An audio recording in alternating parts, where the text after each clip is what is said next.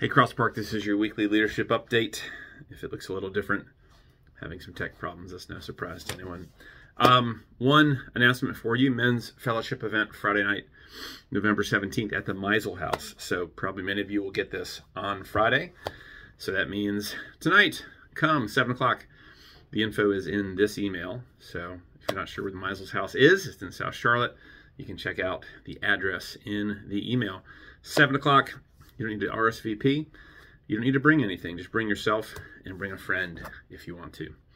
Actually, I do have another announcement for you. Might as well go ahead and make this one. Cookies and Carols. Our annual holiday tradition is coming up Sunday evening, late afternoon, December 17th. So November 17th is the Men's Fellowship event. December 17th is Cookies and Carols. So I wanted to go ahead and let you know that so you could put that on your calendar and hold that spot and bring some cookies. All right, I do briefly, I'm going to spend less time than usual. I want to talk about John 4. We've been talking about the Samaritan woman at the well last week and this week. And as I've worked on the second half of the story for this Sunday sermon, I'm convinced that the better husband argument that I made in last week's sermon is really helpful and important. I think between the Old Testament setup with all the important people meeting wives at the well, no doubt this is culturally setting us up for some sort of meeting, proposal, wedding scene, something like that. And then contextually for John 3 to refer to Jesus explicitly as the groom. I mean, again, I just think there's no doubt that we're dealing with some kind of wedding scene. But what a unique scene it is, right? It's not like any of the other wedding scenes for so many reasons. At some level, of course, you have Jesus offering himself as a better option than any other kind of relationship that this woman could have experienced. And whatever is true of her relationships, clearly it has been really challenging. I don't think anyone sets out to have the experience that she had.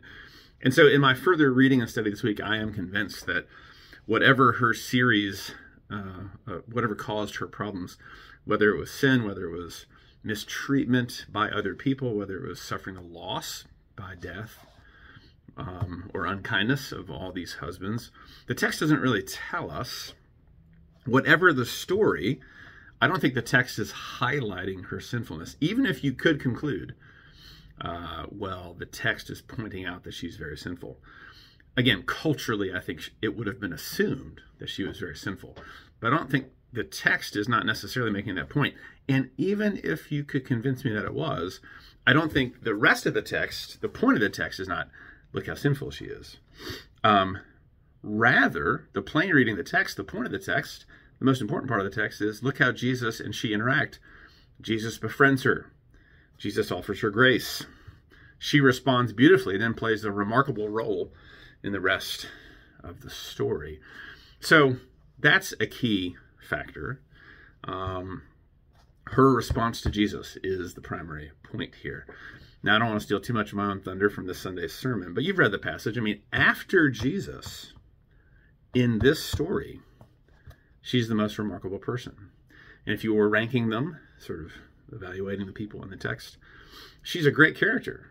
And then you have the Samaritans respond, which, by the way, the sort of second level of this wedding scene is that Jesus has come to offer himself as a better husband, as the groom to the nations, right? Not just to this person. There's always an individual and collective dialectic dynamic where individually we, of course, have to respond to Jesus. And yet our response is also bringing us into the we, bringing us into a body, bringing us into the collective. And the New Testament, in its talk about the gospel going forth in the world, it doesn't talk primarily in terms of individuals. It talks more often in terms of people groups, tribe, tongue, and nation, right? Those are collective entities. So again, as Americans, we're super individualistic. We're the most individualistic culture in the history of the world. And so it is difficult for us to connect with the collective thinking in the Bible. Now, the collective thinking does not eradicate the need for individual response, right? So, like many things, the Bible puts us in a healthy tension where the individual and the collective, the group, the we and the me, both matter, and they relate to each other. But so here, Jesus is offering himself as the better husband for a Samaritan woman, but also as the better husband for the people group of the Samaritans. And of course, in this week's text, we're going to see some other Samaritans respond.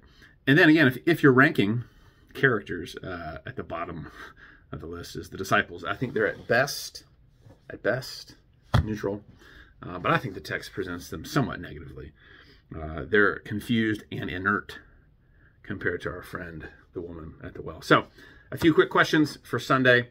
How would you compare the Samaritan woman with the disciples? What are some similarities and differences, and why does that matter?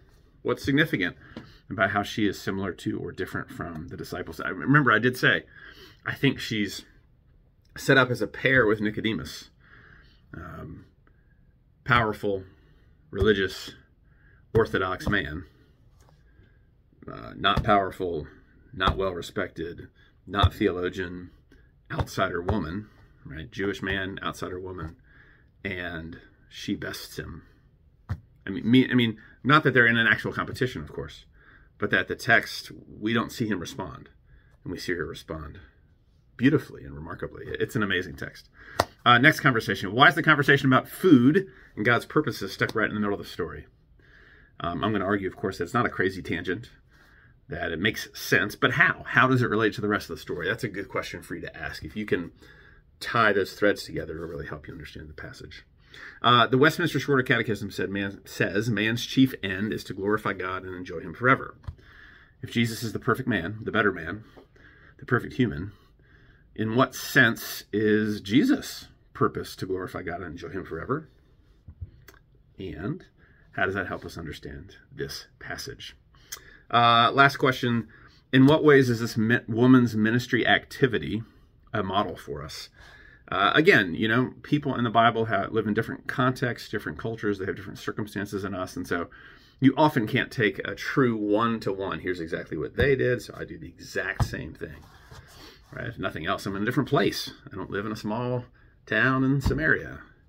Right? There's always going to be appropriate adjustments we have to make. We all understand that. But sometimes the pattern, the principles are so clear that we should ask, what is so compelling and simple about her ministry activity here? So, Sunday morning we're going to read 24 through 42. So we're going to back up a little bit into scene 1 just to remind ourselves and sort of catch, in a sense, the center of the whole story is at the end of scene 1. And we're going to keep the whole story connected because I've argued that the whole story is about this idea that Jesus is better. So if the whole story is about that one main idea, in what way do the two acts give us slightly different angles or perspectives? Jesus is better all through the text. How does Act 1 maybe emphasize or highlight one way that he's better, and Act 2 gives us a slightly different angle? So as we head towards Sunday morning, just a reminder to pray. Pray for yourself and your understanding of the text. Pray for everyone who will be participating in worship and engaging this text, that they will hear and respond in the way that God has for them. And pray for me as I continue to prep the text. For those of you who regularly watch these videos, there's a high chance that there won't be a video next week with Thanksgiving and so forth. So I wanted to remind you, thinking out down the road, next Sunday, the 26th of November, is our final Sunday of the fall quarter. So that means this week and next week are the last 2 weeks of Sunday school. And then December, January, and February is our winter quarter. Remember, we're on a quarter system now. Each quarter has a slightly different schedule. So the winter quarter means no Sunday school, service only at 10:30. So again, fall and spring, we have 9:30 Sunday school, 10:30 service. Summer quarter, no Sunday school, we have a 9:30 service. Winter quarter, no Sunday school, 10:30 service. So we will start our winter schedule, the first week of Advent in December. So the first Sunday in December, join us for worship at 10:30. So again, come to Sunday school this week, just 2 more weeks, 9:30, and then the service at 10:30. Thanks, Cross Park. We'll see you Sunday morning.